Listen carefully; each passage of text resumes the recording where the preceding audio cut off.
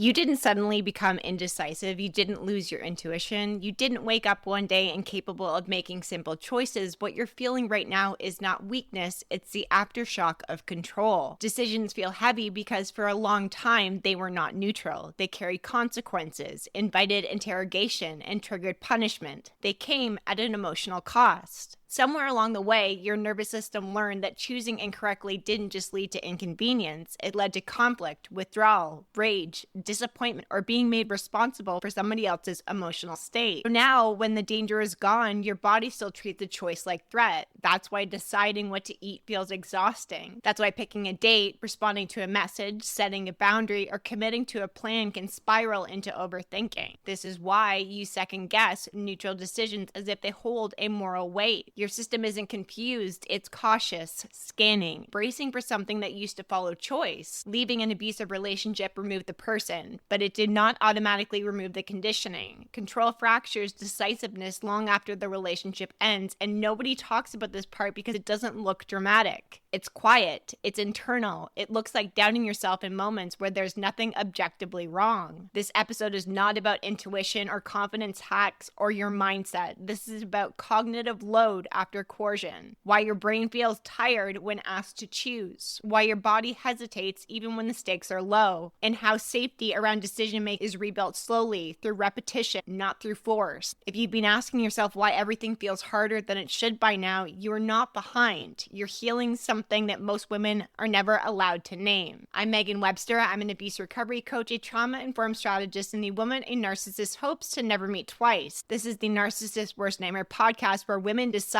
to leave abuse and toxicity behind, rebuilding their nervous systems, learning how to trust themselves again out loud in real life. What I'm sharing today is something almost every single woman feels after controlling dynamics, but it's rarely understood. Why making decisions feel so heavy now, and why even small choices can feel overwhelming. Why doubt lingers long after the relationship ends, and how safe is rebuilt without forcing confidence that your body doesn't trust yet. This is not meant to push you harder. It's about understanding what your nervous system learned and how we can retrain it. Control is not just about being told what to do. It's about having your internal reference eroded. Inside of abusive relationships, choice is rarely neutral. Preferences are questioned, boundaries are negotiated, decisions are met with reactions instead of respect. Over time, your system learns that choosing incorrectly has emotional consequences, and emotional consequences feel dangerous. You stopped deciding freely and started deciding strategically. You learned to anticipate responses, weigh outcomes, adjust choices to minimize fallout. You softened your opinion, you delayed decisions, and you asked permission where none is required, while explaining yourself preemptively to avoid being misunderstood, criticized, or punished. That pattern does not just shut off because you leave.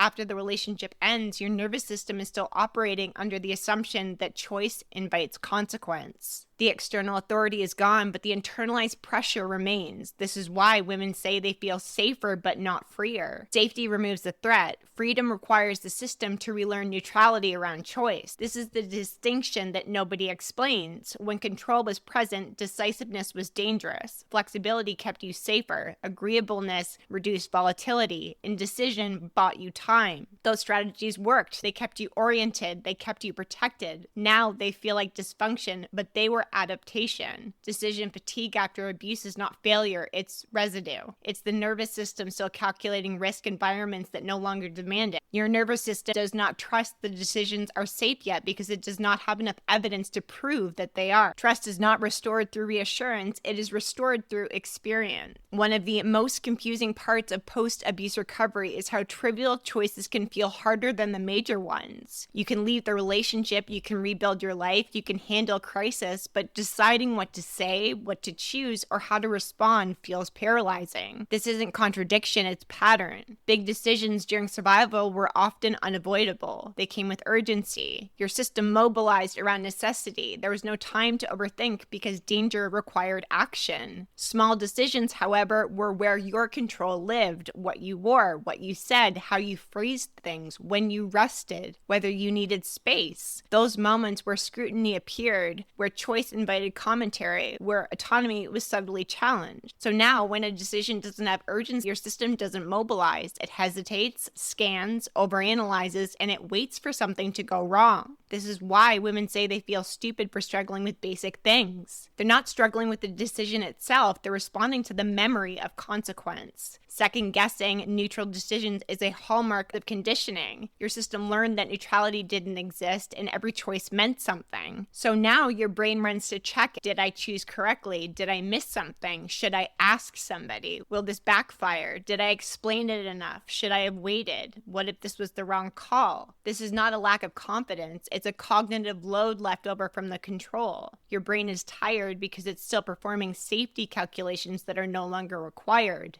And the solution is to not push past it. The solution is to rebuild decisional safety the same way it was fractured. Slowly, repetitive, without punishment. Doubt after abuse is not intuition sharpening. It is a learned response to coercion. Inside of coerced dynamics, certainty is punished. Confidence is challenged. Decisions are questioned until you start questioning yourself. Over time, you learn that being sure of yourself creates conflict, while being unsure keeps things calmer. So doubt becomes protective. You stop trusting the first answer, you rehearse alternatives, and you wait to see how the other person reacts before settling on what you want. You hide your internal instincts because they were repeatedly framed as wrong, selfish, dramatic, or irrational. This is how coercion fractures decisiveness, not through overt control, but through persistent erosion of self-trust. After leaving, that coercion doesn't magically repair itself. The habit of doubt remains because it was reinforced 1,000 times. Your system learned that certainty was risky and flexibility was safer. So even now, in neutral environments, your body hesitates before committing to a choice. A lot of my clients will say things like, I don't know what I want anymore, when what they actually mean is, I don't trust myself to want something without consequence. Doubt is what happens when safety was conditional. You were trained to second guess, not because you lacked insight,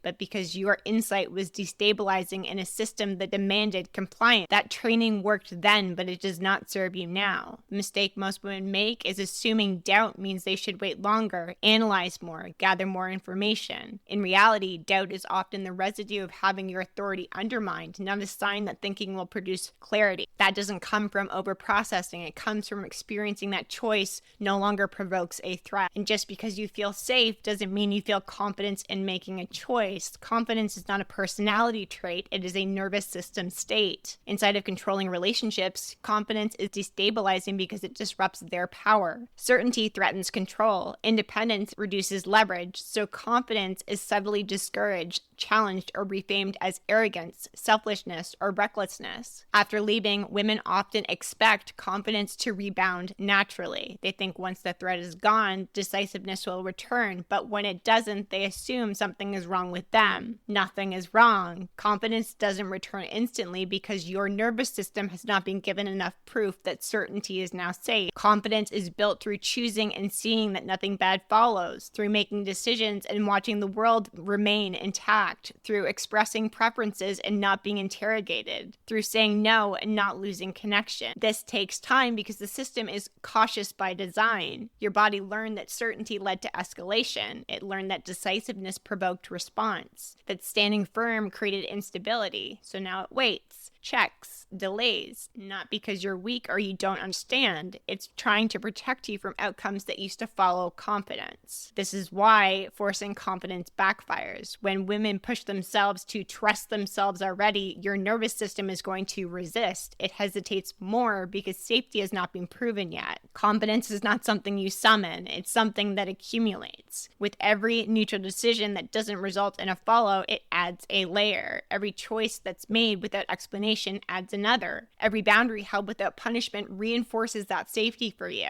This is going to feel like slow work. It is not glamorous. It is not cute. It's repetitive, and it's how your decisiveness will return. Confidence doesn't come from knowing you will always choose right. It comes from knowing you'll survive even if you don't. I've shared this on other episodes, but you cannot logic your way through healing. When decisions feel heavy after control, the instinct is to think more, analyze longer, weigh every angle, imagine every possible outcome so nothing can surprise you. That is a trauma response. The instinct makes sense because it kept you safe before. But after abuse, overthinking is not going to restore that for you. It's going to amplify paralysis. Inside of the abusive relationship, thinking ahead was necessary. You learned to anticipate reactions, consequences, and mood shifts. You learned that if you could predict outcomes well enough, you could minimize minimize damage, so your brain became hyper skilled at scenario building. After leaving, that skill doesn't shut off. It just loses its original target. Now the same system is turned inward to you. You analyze your own decisions the way you used to analyze somebody else's emotions. You question tone, timing, impact. You replay conversations that haven't happened yet. You attempt to control outcomes that no longer need management, which is why small decisions feel so exhausting. Each choice carries imagined consequence because your nervous system still believes every move mattered. The problem is not that you're indecisive, it's that your brain is still doing threat management in non-threatening environments. Thinking harder may feel productive, but it's going to keep you stuck in the same survival loop. You're trying to outthink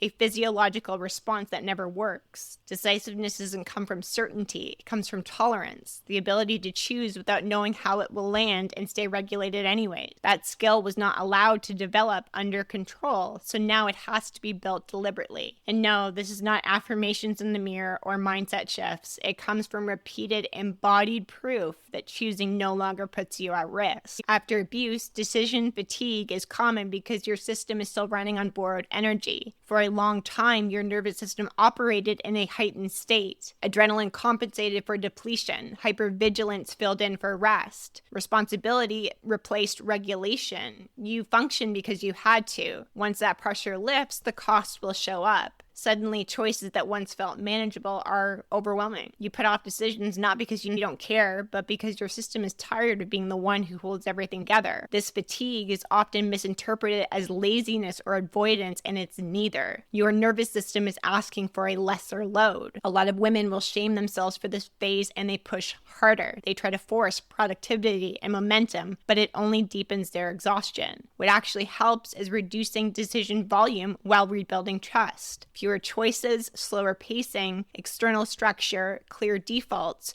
and this is why support really matters here. Inside of the Reinvent, Rebuild, and Redeem membership, this phase is treated as recalibration, not failure. Women are not told to push through. They are not given a rigid set of rules of what they have to get done. They're taught how to lower cognitive demand while their system relearns safety. Decision capacity expands when the system is no longer overwhelmed. You don't rebuild decisiveness by demanding more of yourself. You rebuild it by asking less while trust is under construction. Decision safety is containment. That experience has to be lived, not imagined. The process looks super simple on the surface, but it's profound in effect. Low-stake choices that don't require justification. They don't require explaining. Things you don't have to revisit. You decide what to eat and you don't apologize. You choose when to leave and you don't overthink it. You say no without cushioning it or softening your words. Every time nothing bad happens, your nervous system is recording the data. The data matters more than your awareness. Over time, these moments stack and these systems stop scanning so aggressively. Your body starts to soften sooner,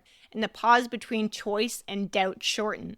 This is not about being decisive in every area of your life at once. It's really about rebuilding trust in your eternal authority, one choice at a time. This is why healing stalls when women stay isolated. Decision safety is not relational. It develops faster when your choices are witnessed without consequence, when someone doesn't punish your no, when your preferences don't disrupt connection, when certainty is not challenged. This is the environment the RRR membership is designed to provide. Structure, containment, repetition, regulation, love, and support. Because decisiveness returns where safety is consistent. You don't need to become a different person. You just need enough proof that choosing no longer costs you stability. If making decisions feels heavy right now, it doesn't mean you've lost yourself forever. It means your system has learned to survive inside control and it has not been retrained yet. The weight you feel is not weakness. It's a residual effect of the trauma. And this will clear up with experience, not pressure. You don't rebuild decisiveness by demanding certainty. You rebuild it by choosing to stay present long enough to see that nothing collapses. Your confidence didn't disappear. It's waiting for safety to become familiar again. If this episode needs something for you you've been carrying silently, let that matter. Please share this with another woman who keeps apologizing for hesitating. Hit follow so you don't miss the next one.